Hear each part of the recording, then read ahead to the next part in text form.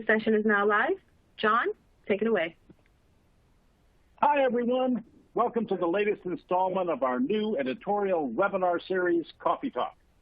Each hour-long information-packed episode, curated by our editors, features the insights and observations of an independent expert on a wide range of tech industry topics. Many thanks to the underwriting sponsor of this episode, full-stack cloud directory platform provider JumpCloud. Without their support, this series would not be possible. And thanks to you for joining us. I'm John K. Waters, Editor-in-Chief in the Converge 360 Group of 1105 Media, publisher of the enormously popular Redmond magazine, among many other tech trade tomes, and I'll be your moderator. Today's topic is remote workforce security and best practices, and our main speaker is Mr. Howard M. Cohen. Before we get started, a bit of housekeeping. This episode is being recorded for later access. Keep an eye out for an email with a link to that recording. It'll be coming your way in the next few days. We'll make our time during the talk for some questions. We'll make some time during the talk for some questions. Please feel free to type your questions into the Q&A box at any time. We'll do our best to get to all of them. Our sponsor, JumpCloud, has provided some extra resources that can be found on the right-hand side of your screen. Be sure to check those out. And as a small thank you to all the attendees who stick with us to the end, we'll be sending you a $5 gift certificate to Starbucks. It's a cup of joe to go with the info. Now let's meet our main speaker, technologist, content creator, and senior resultant, Howard M. Cohen. In his 35 years in the IT industry, Howard has held senior executive positions in many of the top channel partner organizations, and he currently writes for and about IT and the IT channel. Howard is a sought-after speaker and insightful observer of the technology landscape and one of our very favorite presenters. Take it away, Howard. Well, thank you, John, and hello, everybody. I'm Howard M. Cohen. I am a creator of compelling content who spent 40 years in the channel. In the last 13 years, I have been writing for and about the channel, and today we're here to talk about remote workforce security and best practices. The remote workforce, of course, is front of mind with all of us. I mentioned to John earlier this morning that it seems like the big quit keeps getting bigger, with more and more people demanding that they be allowed to work from home, at least part-time. For those of you who have been at my presentations before, you know that I like to start every session with a word. I'm big on words. Today's word is anachronism. And no, I'm not talking about you, John. Relax. I'm talking about things like the rotary phone, right? If you show, ever wonder about people who say, oh, dial the phone? Most people don't know what you're talking about anymore. They never saw a phone with a dial on it. Of course, some of us have, and it's an anachronism. It's no longer current. Similarly, when we talk about turning things clockwise or counterclockwise, or as the Europeans like to say, anti-clockwise, a lot of people don't know what we're talking about because clocks are digital. Who has a face on a clock anymore? So there are a lot of anachronisms. The one I'd like to talk about today is the anachronism going to work, or what will soon be the anachronism going to work. Instead, we're going to be talking about getting to work without going to work, because you don't have to go anywhere. With that, I'd like to introduce this gentleman who said to us, work has become an activity, not a place. It's something we do, not somewhere we go.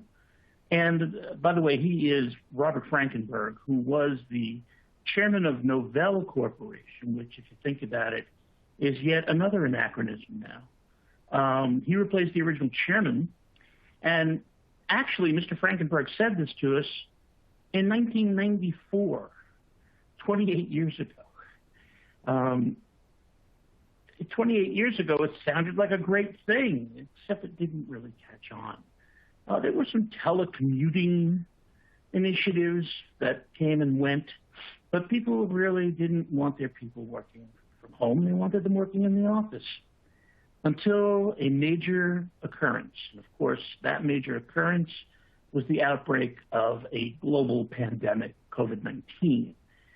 This global pandemic occasioned a global digital transformation along with it. As a matter of fact, given that we sent millions of workers home in a day, it was really an instant global transformation, global digital transformation. We didn't have any time to think about it. Everybody just went home, and we all kind of figured out what to do after that. Fortunately, of course, 26 years prior at that point, in March of 2020, we were prepared. Bob Frankenberg had told us this is coming, and here we were, and it was happening. People were working from home and trying to continue working without being slowed down. There's a certain group of companies that were really very relieved when this happened, and breathed a sigh of relief because they had already completed their transition to cloud computing. They basically found it easy because everything was in the cloud. Their people could connect to the cloud just as well from home as they could from the office. And so they were able to adapt to this new working from home standard very quickly. And of course, in the cloud, everyone is equal. Everybody has the same basic access. It's the same speed. It's the same efficiency. It's consistent amongst everybody, and everybody feels good about it. So let's just examine quickly the biggest changes that took place during that period when everybody was going home to work. And this is really much more germane to IT managers and security managers, and it has to do with your threat surface. Before the pandemic, your threat surface was basically your building, your area where you worked. And you scanned that area, you looked for problems happening in that area, and you prevented them from creating outages or breaches or exploits or what have you. And by and large, that was manageable. Then COVID hit, and all of a sudden, your threat surface changed. Now, it was not just citywide, it could be statewide, it could be huge, because every employee's home was now suddenly part of your threat surface. You had to worry about what was threatening all these little parcels of land all over the place. You didn't even know where some of them were, but they were your responsibility to protect. Let's take a look at the dynamics of how that worked out. So here's our building. And in our building, we had a local area network. Everybody worked on the network. Everybody was happy. Some people here and there did work from home. And what they did was they used remote access software to connect to the company's local area network. Pretty simple. Worked fairly well. Nothing to worry about. Then even the company LAN got connected to the cloud. Soon that changed over to more of a remote access software, and everybody was communicating with each other through the cloud. The cloud became the mode of transport for everybody, for everything. This created somewhat of a problem. Our original threat surface was just our own building, and that was easy enough to manage. Not easy, but viable. Now we also had to worry about the threat surface around our employees' home. And it wasn't just that one employee, it was all of our employees. That could be hundreds of people, hundreds of homes, thousands of homes, and they were all up to us to protect. So how do you do that? Well, you can't exactly go to hundreds or thousands of homes and install a firewall in every one. I suppose you physically could do it, but then you'd have to manage all of them. How do you manage hundreds or thousands of hardware devices in hundreds or thousands of homes all over the place? That was difficult. So this gave rise to Secure Access Service Edge, SASE. And SASE basically brought together the software and the standards needed to operate the network with the software and the standards needed to operate security. It kind of treated them as one. And so you had all of these different capabilities all built into this one platform that was centrally located, centrally managed, and distributed. So it could cover all of those homes, all of those little chunks of threat surface. Some of the components, software-defined wide area networking. In an environment that's that changeable, with people's homes coming on and off the network all the time, it had to be software-defined. Otherwise, you couldn't possibly have the agility to keep control over all of it. It needed to use zero trust. Zero trust network access, very simply, goes beyond President Reagan's adage, trust but verify. Remember that? Now it's never trust and always verify.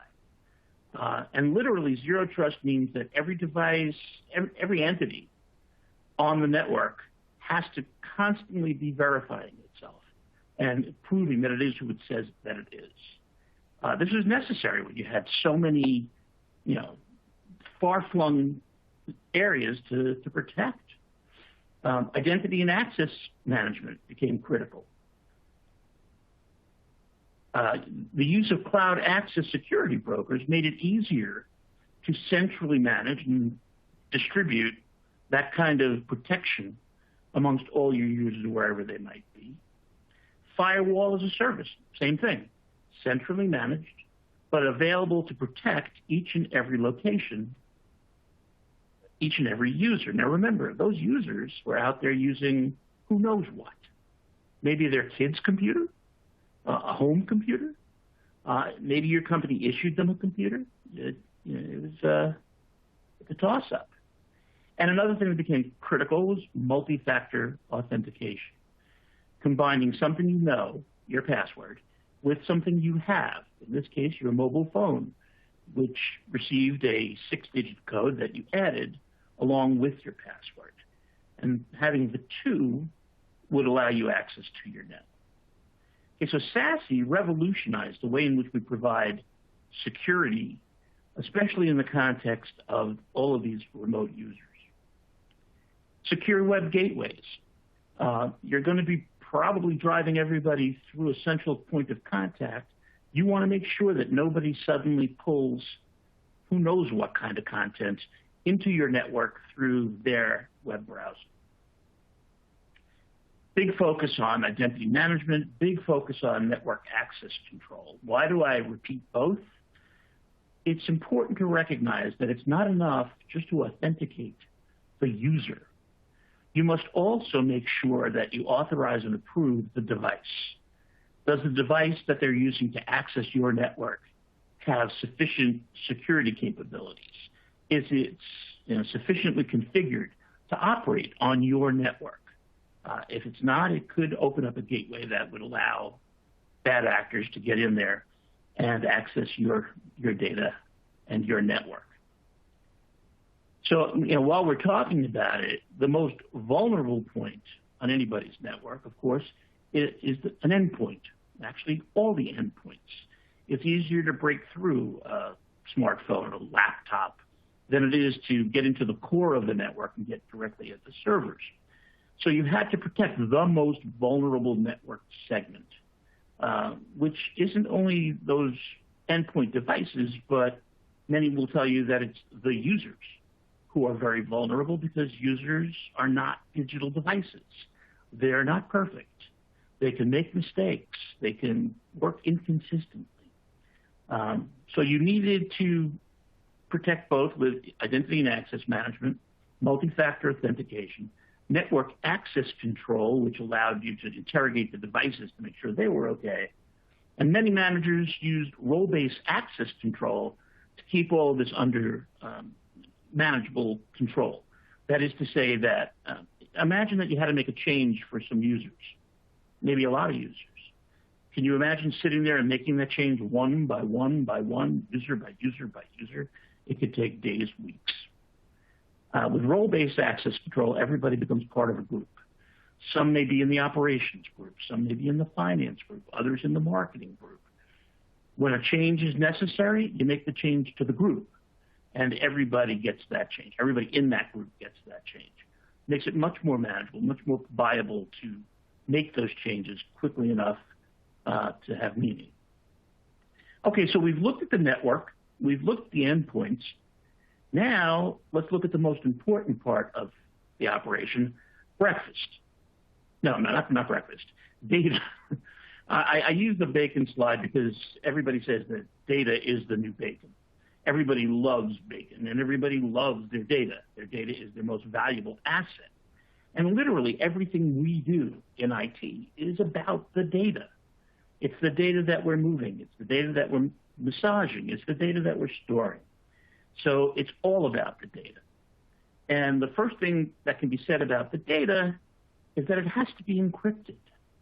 It has to be encrypted. And I'm not talking about just when you're sending it from place to place. When data is at rest in any storage device, bad actors can get in there. They can penetrate. And if your data is in there, they can either steal it, or they can corrupt it, or they can encrypt it. So we've got to encrypt it before they do. We have to encrypt our data so they can't get at it at all. And of course, when the data is in transit from place to place, it's no surprise to anybody, we have to encrypt it. So the only time, and this makes a lot of sense, the only time it's not encrypted is when you're using it. Okay, you decrypt it, you use it, and then you re-encrypt it and put it into storage. That is critical for managing data. The other thing to think about is whose data. Okay, depending on whatever device the user may be using, you still have to worry about the data. If they're using their own smartphone or tablet, they have their personal data on it.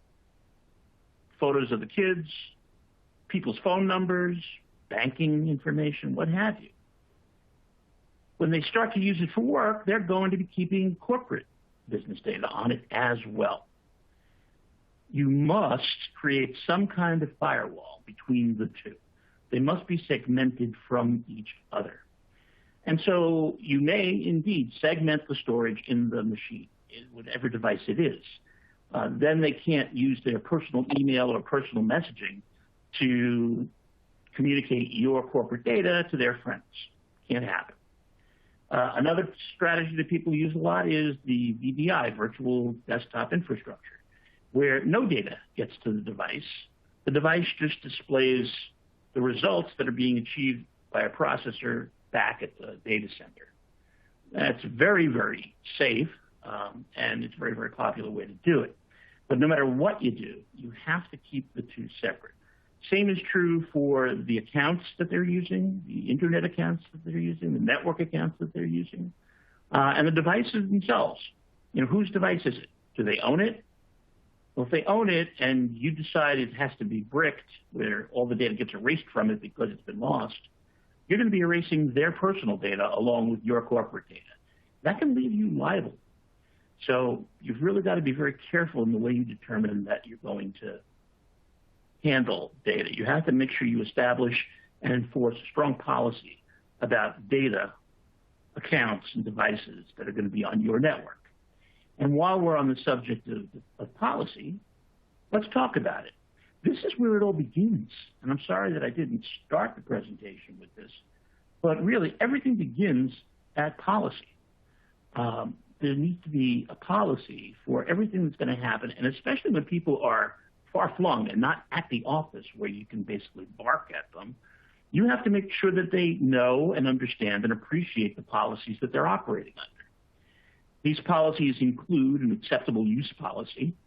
Not for nothing, but your email system is yours. And you have to state that to your users, otherwise they can say nobody told them. If they send out nasty emails to people, you can actually be liable for that if you haven't told them that that's not acceptable. And they haven't acknowledged that that's not acceptable. So be sure you do that. Another policy is identity and access. We talked about how to manage it, but that management is there to enforce your policy. If you don't have a policy, then all of that technology isn't really going to help you much. Who's allowed on the network? What devices are allowed on the network? What does the configuration have to be? So forth and so on. Of course, we kept on talking about the data. The sensitivity and the criticality of your data has to be established in policy. Which data can be used for what by whom? And so very important to make sure that that's in published policy. Another very important published policy is data backup and retention. Public rules of common usage are based on your retention policy. That is to say that if you say you're going to keep your data, your email data, for example, for 1 year, if a federal agency wants to go look at your data, your email data, and anything that's more than a year old is still there, okay, but if it's less than a year old, if the stuff that's less than a year old is gone, you're liable for that. Who decided it was a year? You did. You can set it for 6 months. You can set it for 10 years. Doesn't matter where you set it. You have to abide by what you set. So be conscious of that when you're establishing your policy. Proper incident response, again, for those of you who are subject to government regulations especially, when somebody does exploit your network, when you are breached, you need to report that to certain agencies. It's a very clear set policy based on the agency. Any agency you are liable to, you need to make sure you know where to report any inconsistencies, any exploits at all, any breaches of your security.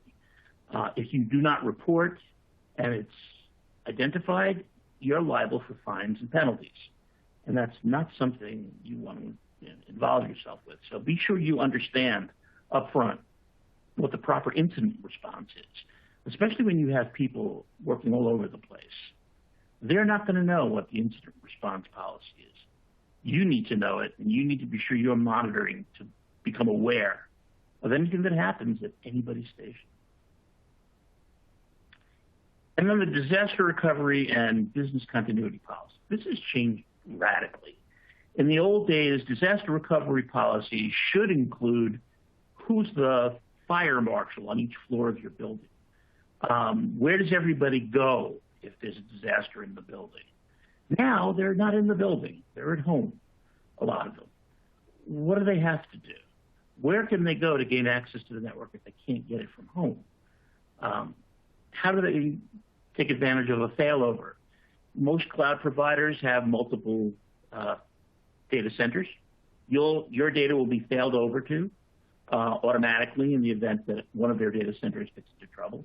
That's great, but most managers don't want to depend upon that. They want belt and suspenders. So you need to establish your redundancy as well so that you are insulated from anybody else's disaster. This has to be defined in your policy and executed in reality. What we've just talked about is security, right? There's also compliance, and I emphasize it that way because compliance and security are not the same thing. They're not equal to each other. As a matter of fact, you can be as secure as possible, but still not be compliant with all the regulations you're responsible for. You can similarly be fully compliant with regulations, but that doesn't necessarily mean that your network is now secure. One does not equal the other. So you need two separate teams. You need two separate initiatives, one focused on security and the other focused on compliance. And when we talk about compliance, remember there are 3 levels of compliance. You need to comply with your software agreements. Every time you start using a piece of software, you're agreeing to an end user license agreement, a EULA. You need to comply with that, or your software developer can sue you for misuse of their software. And if you think it doesn't happen, be informed you're wrong.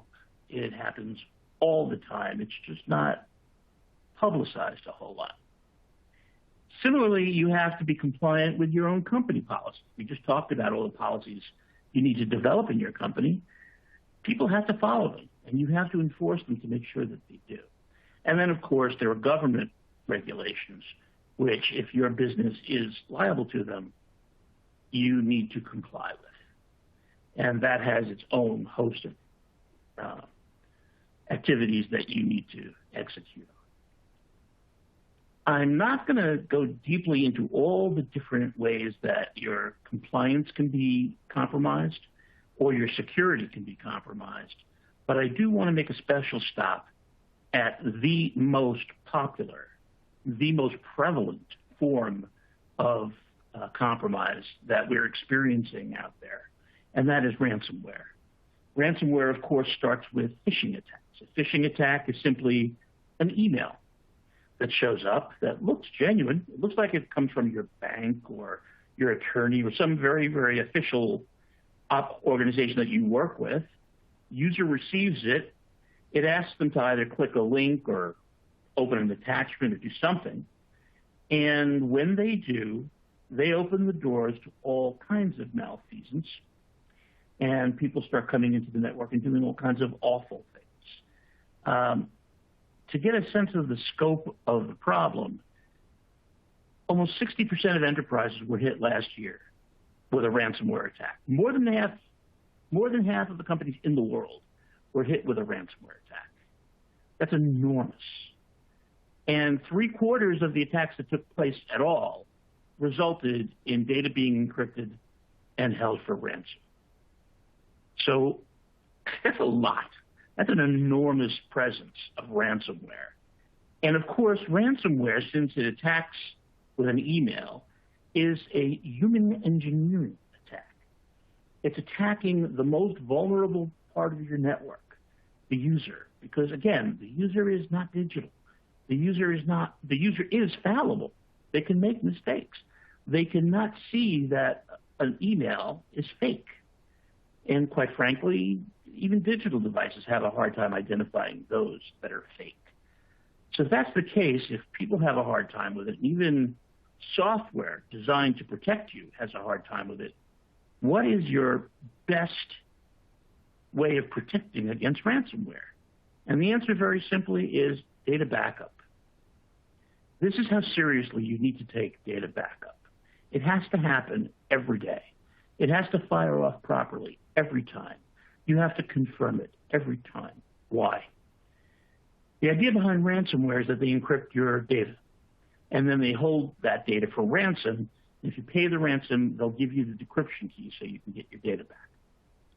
If you have a good, clean backup of your data available, you can simply restore that backup, get rid of the affected data and replace it with good data, shore up your defenses against that attacker coming back in again, and never have to pay that fine, never have to pay that ransom.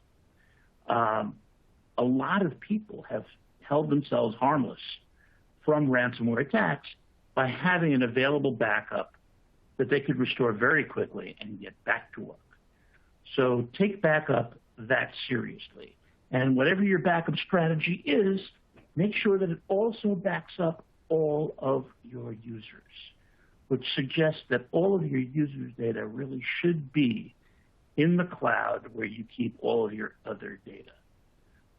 And all of it should be backed up, and all of it should be protected by hardened devices and software.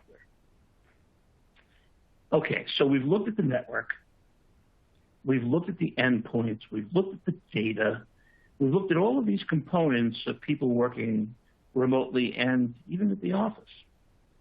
Let's now look at the part that I keep on saying is not perfect, and that is the people, the users. It's very important that you manage the users very closely, especially when they're working from home, not because they're going to goof off, not because they're going to be lazy and not work. Many managers think that is the case. As a matter of fact, the reason that the original telecommuting initiatives didn't work was because of managers. Okay, what took so long? Managers felt that the farmer's shadow is the best fertilizer. It's a very famous old farmer saying. The farmer's shadow, if it's cast on the field will be productive. The crops will grow. And my reaction to that is hogwash, another farm reference. Hogwash, it's just nonsense. You do not need to cast your shadow upon your employees to be able to manage them effectively. People can be managed in other ways. People are by and large more trustworthy than that. Of course, if you want to make sure that they are working, and actually if you want to learn more about their work than you ever have before, simply implement workflow automation.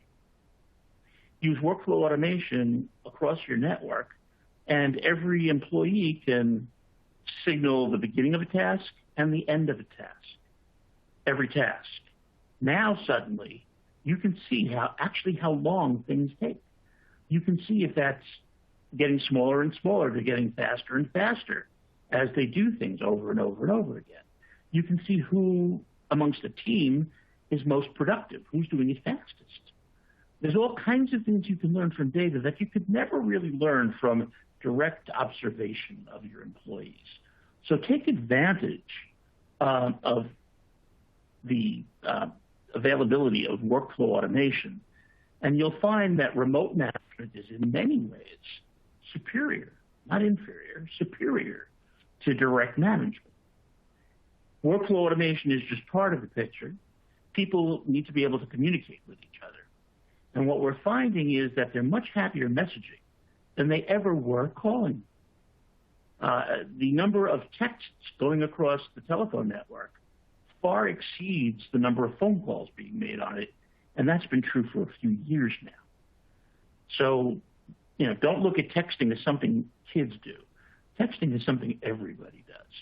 And you really need to consider implementing a text management system so that you can retain all of the text going back and forth for e-discovery later on if you need to, but also for reference by the users themselves so they can go back and look at their conversations and extract necessary information from them.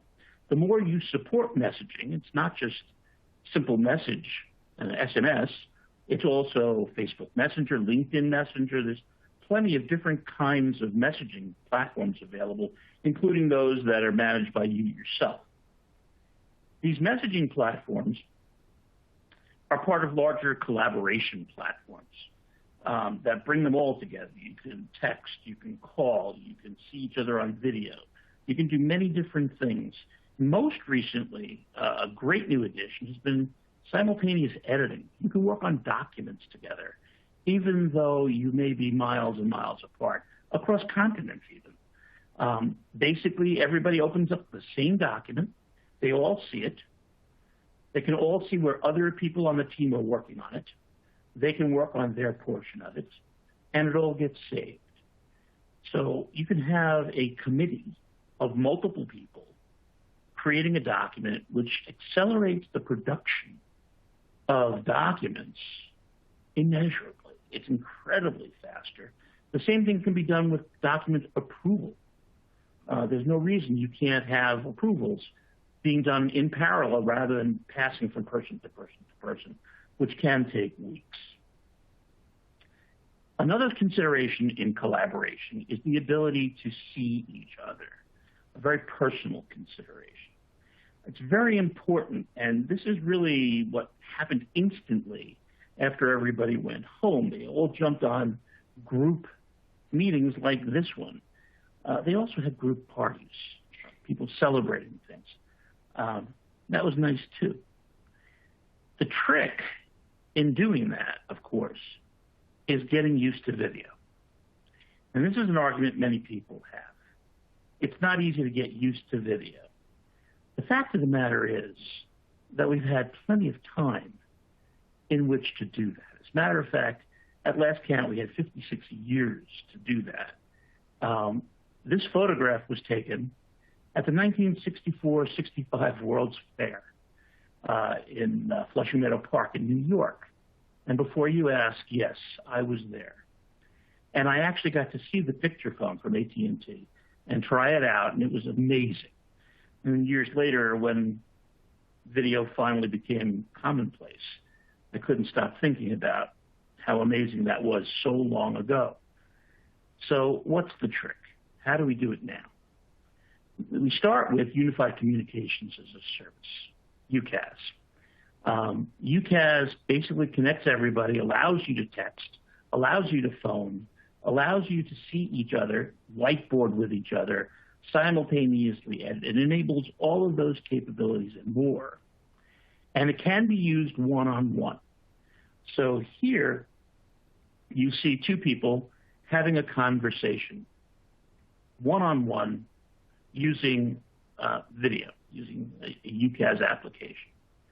The trick is the willing suspension of disbelief. Let the glass disappear. Forget that it's there. After a while, you feel like, yeah, I'm talking to a person. And it doesn't seem all that different from talking to them in person. You realize sometimes that you're becoming better and better at reading paralinguistics. Paralinguistics are the ways in which we communicate that are not verbal. They're not just the things you say. Some are gestures that you make. Some are posture, like if you cross your arms in front of yourself. Others are facial expressions, which say a lot. Motion of your eyes when you roll your eyes or look up to the left or look up to the right.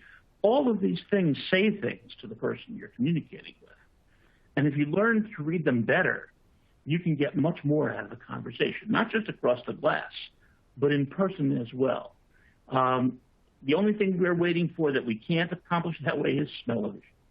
So you can have a very robust conversation with somebody across video.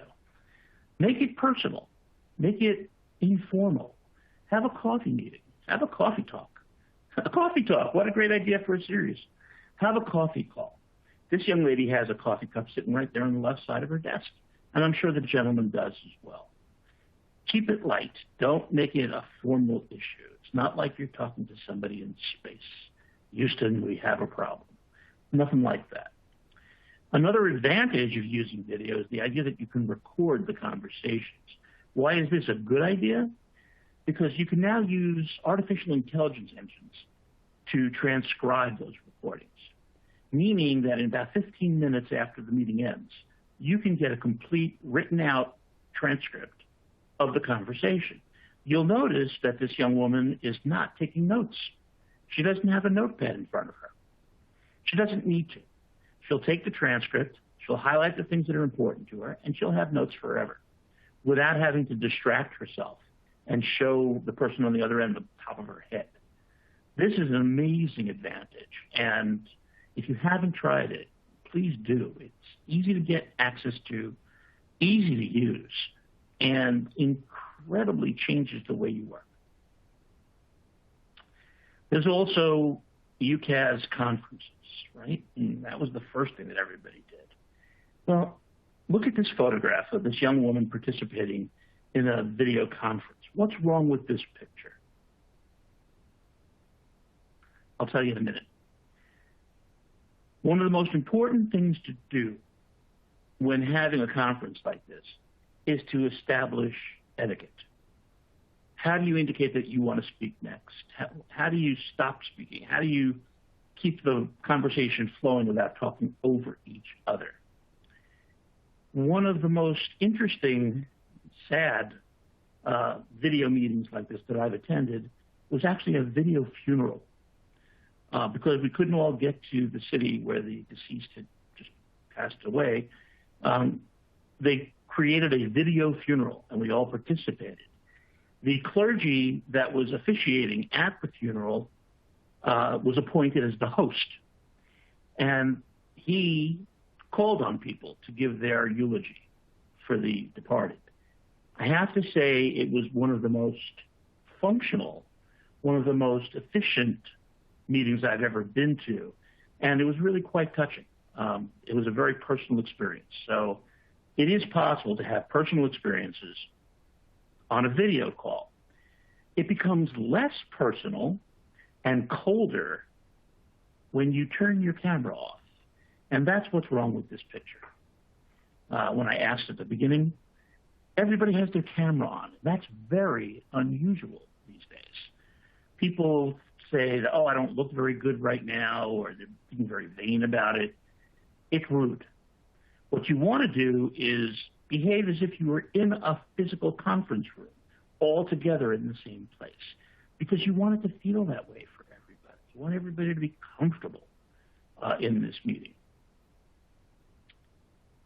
Also, I recommend strongly that you have a headset ready in case you start to echo. You can plug in the headset. That usually cancels the echo. And have an alternative device.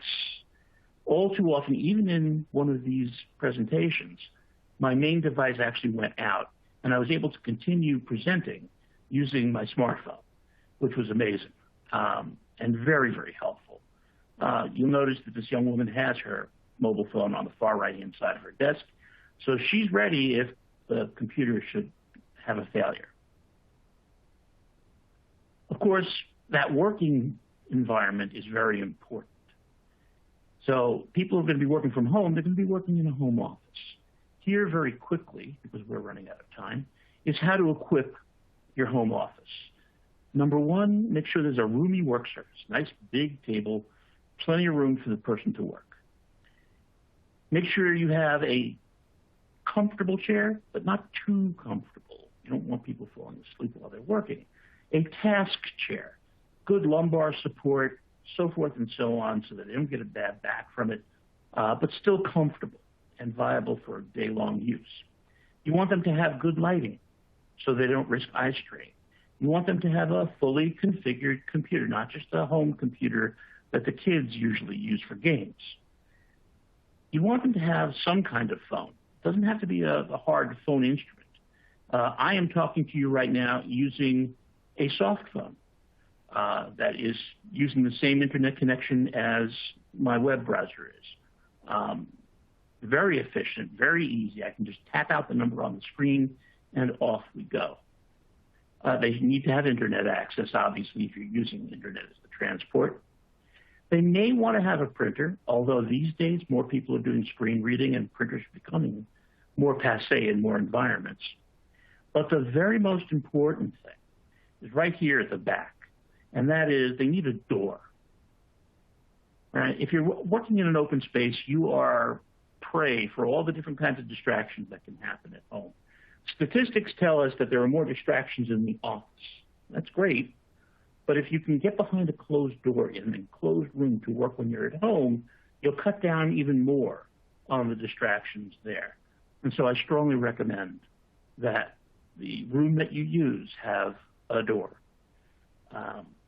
Finally, I just want to talk directly to managers. We're talking about having your people work from home. Well, that means that it's never been more important and it's never been more difficult to manage that person, that employee, as a whole person. Not just managing the work that they do, but managing who they are, managing their family issues. People get impacted by family issues, health issues. During COVID, many people lost relatives.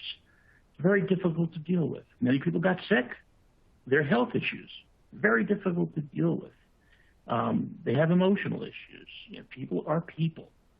And the best way to manage people is to manage the whole person and help that person, support that person every way that you can. My strongest recommendation is to see your company as a community. It's a community of people. They may not all be together in the same place right now, but they all are reachable. They all are connectable. And be proactive about it. Make sure that you take the effort to keep in touch with everybody, keep everybody enfranchised and part of the company.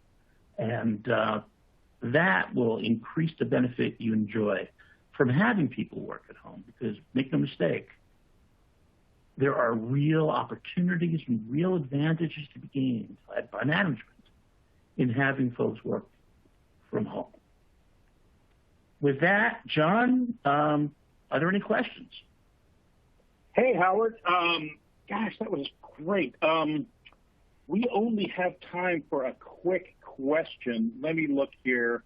Are Are there any of these that you in particular? How about this one? There seem to be a lot of UCaaS vendors out there. How do you choose the right one? Not so much a recommendation for a specific vendor, but the means of finding that vendor. Right. I was going to say that I'm not allowed to recommend a specific one in presentations. But I will say that the thing that I look for, first and foremost, is manageability. You're going to be managing a system that's being used by people all over the place. You're not going to be able to just visit their desk if there's a problem. You need to have incredible control over availability. If somebody leaves the company, you want to make sure you can get them off the network very quickly so that they don't do something that might hurt the company. If they need more bandwidth, if they need more of anything, you want to make sure that's available. The other thing that I suggest you look for, quite frankly, is the ability to interface that platform with other platforms, with other software. If you can connect your software, integrate your software, your CRM is a great example. If you can integrate your CRM into your UCaaS, then that makes it very easy for you to do all kinds of things that you couldn't do otherwise. There are plenty of other examples, but the first page that I tend to look at when I'm looking at a UCaaS vendor is their integrations page. It's almost a sure bet that they all have a quality service, especially the ones that are most publicly known. But you want to have something that's flexible, agile, that has good APIs so you can connect your own software on a custom basis. Integration, to me, is one of the strongest features of any great UCaaS platform. And by the way, with people working from home now and the inability to get out to customers, many companies are looking at building a contact center and having people communicate from there. Any UCaaS platform that also offers a CCaaS platform is absolutely advisable. And by the way, be here next week for the summit. We will be talking about how to build and secure a contact center. Awesome. Hey, thank you, Howard. That's all the questions we have time for this session. Before we go to our second speaker, I want to introduce you all to Mr. Tyler Coltes, who is a solution consultant at JumpCloud. Tyler is a tech industry pro who has helped thousands of companies migrate directory services to the cloud in both the technology and financial sectors. His specialty is training internal teams to better consult and sell cloud directory services in these and other heavily regulated industries. We're going to get a presentation from Tyler right now. Take it away, Tyler. Great. Thank you for the introduction, and thank you, everybody, for sticking around and hearing a little bit more about JumpCloud. So we will go through a quick presentation with some time for some questions afterwards. So just to set the stage, let's talk a little bit about JumpCloud as a business, and then we'll make a supply to securing a hybrid or all-remote workforce environment. So some quick highlights here. JumpCloud was founded in 2013, and at this point, there are more than 150,000 organizations that use JumpCloud worldwide, with more than 5,000 paying customers. And this spans industries from healthcare to finance to developer shops, companies big and small, no matter where they happen to be. We've raised a significant amount of money from major investors like General Atlantic or CrowdStrike, and we converted this investment into a product that's both highly rated by analysts as well as administrators that use the product. This is evidenced by our G2 ratings in key categories like identity and access management, single sign-on, and privileged access management. So let's take a moment to break down the elements of remote security, and from there, move from more abstract thinking to tactical terms of how you can implement this sort of environment. So let's take a look at the core elements to secure hybrid work. So let's start with the most unpredictable of them all, which are your humans. So how are you going to actually get them within your organization? How are they going to interact with all of their different resources as they move throughout your organization?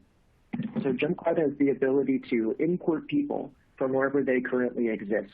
This could be your HR system, this could be an existing directory service, or even just an email provider, and give them access to a group based on their department or their location to ultimately provide a single identity protected with multi-factor authentication to access the rest of the resources that you see here. This is devices, applications, network resources, legacy infrastructure, and when users are accessing these things, you also get this customized reporting. We can prove who did what, when, and from where, as well as who on your administrator side ultimately granted them access in the first place. So next we'll take a look at the most crucial piece of equipment that an employee has. In some cases, it's the only piece of equipment that they have, and that's their device. So there's really three things you need to do. JumpCloud can make sure that your device is secure, that it is trusted, and that it has the right level of access for anybody, no matter where they are in the world. So let's talk a little bit more about these three pillars here. We can support Mac, Windows, Linux, and iOS devices and allow you to implement things like security policies.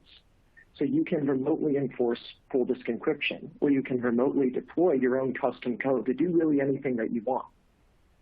In addition to those policies, we can install software and keep it up to date, as well as patch the operating system itself, which is vital in any sort of compliance standard. Next is a trusted device. So using conditional access policies, we can make sure that this is the only device from which you can access your most sensitive data, which may be stored in something like AWS or NetSuite. So this kind of eliminates one of the biggest fears of your security team, which is bring your own device and people accessing sensitive data from a compromised system. Last is the right level of access. So we can control your user permissions on the device itself. You can say you're an admin here, you're not an admin there, wherever your users may be, wherever your devices may be, if they're hosted servers or physical devices in front of the employee. So now you can take a look at networks. With a secure identity and a device, how are users actually going to get access to resources from various locations? So I'm working from home right now. Many of my colleagues are working from a coffee shop somewhere. So you can leverage JumpCloud's Radius service to force users to access, let's say, your AWS environment from a secure VPN. So there's really two elements of this. One is the Radius server itself connected to your VPN, and the other is using a conditional access policy that says you can only access whatever the resource happens to be from this particular network. Just another tool in your belt, just like our device trust policies. Then you move into single sign-on. The vast majority of work is being done within these web applications. It's where all of your proprietary processes and your code base lives. So we control the provisioning and deprovisioning of users to your web applications, more than 750 apps right out of the box. This isn't just auth. This is also user lifecycle management and authorization. So I said auth twice, but making a difference between authentication and authorization. So we can grant access to a specific role in a service like AWS, segmenting your QA engineers perhaps from your DevOps team. And again, we can report on who has access and when they had access and who granted their access in the first place. So we talked about MFA a bit on the slide, like securing your identities and the devices, but this is really a key element of a remote work model, is multi-factor everywhere. So it's the best way for your users to say, you are who you are, no matter where you are. So we can apply this to devices, to SSO, to Wi-Fi networks, or to VPNs themselves. And it's contextually aware.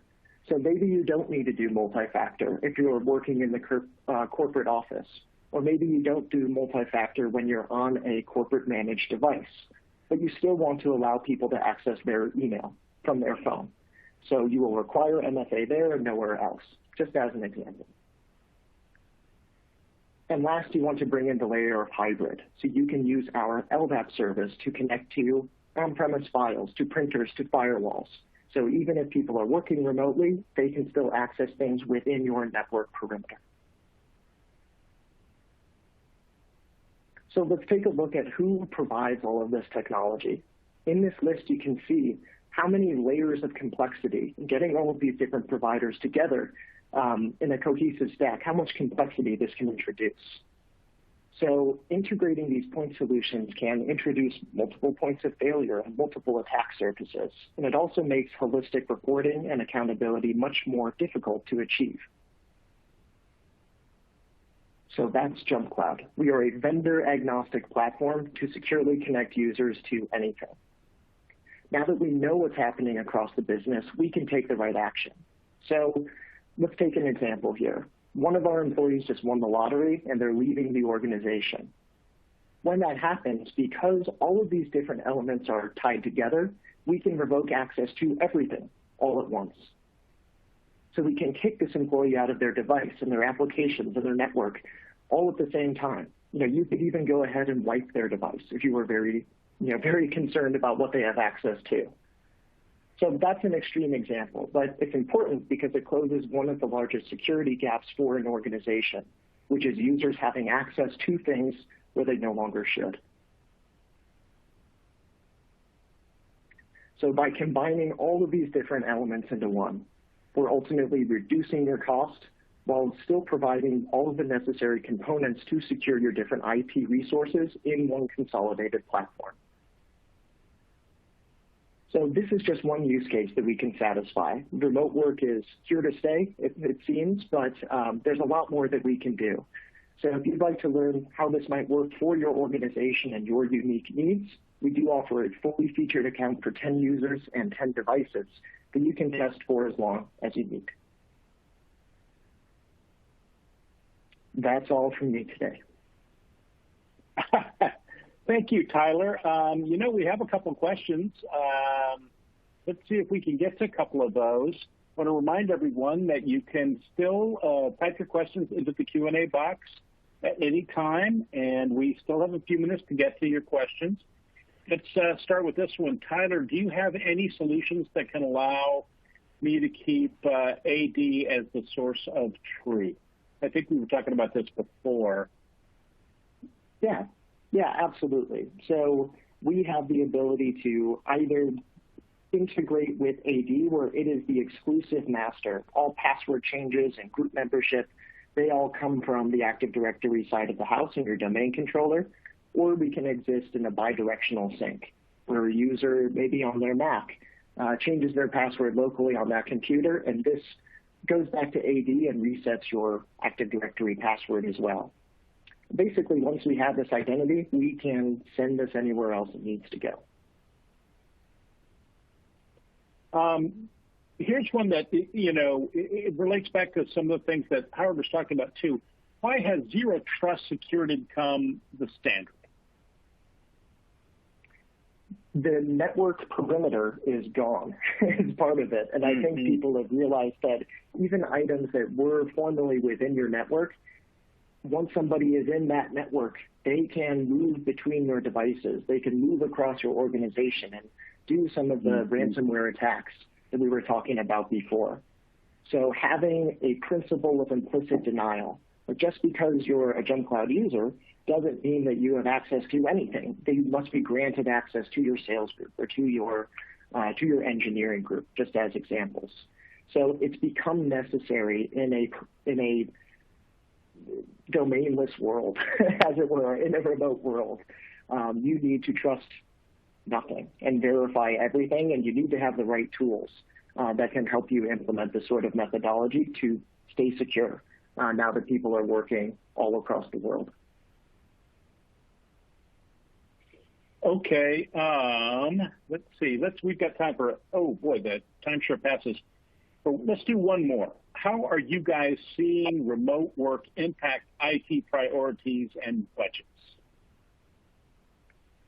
I think one of the interesting things is that the priorities haven't changed, but the tools that you have available to implement these priorities, they have to change. They have to be more adaptable. But you still need to pass your SOC audit. You still need to have accountability for your auditors, even if it's just an internal audit. So it's not so much the requirements of the business that have changed, but the way that it must be implemented. You don't really want to rely on VPNs everywhere. You want people to be able to manage their own passwords so they're not constantly contacting you. Let me get into the domain so I can reset my password, things like that. So priorities are similar, but the requirements or the tools needed to fulfill those priorities have changed. And I think budgets are also shifting to accommodate this new kind of SaaS-based model as well. Well, unbelievably, the hour has passed, and we are now out of time for this episode of Coffee Talk. Many thanks to Howard M. Cohen, Senior Resultant, my favorite job title, for his awesome presentation, and JumpCloud Solutions Consultant Tyler Koltis for joining us on this information-packed episode. And special thanks to full stack cloud directory platform provider JumpCloud for underwriting this episode. We couldn't do it without you. Keep an eye out for our next episode and for your Starbucks gift card. It should arrive in the next couple of days. Thanks, everyone, and have a great day. Bye for now.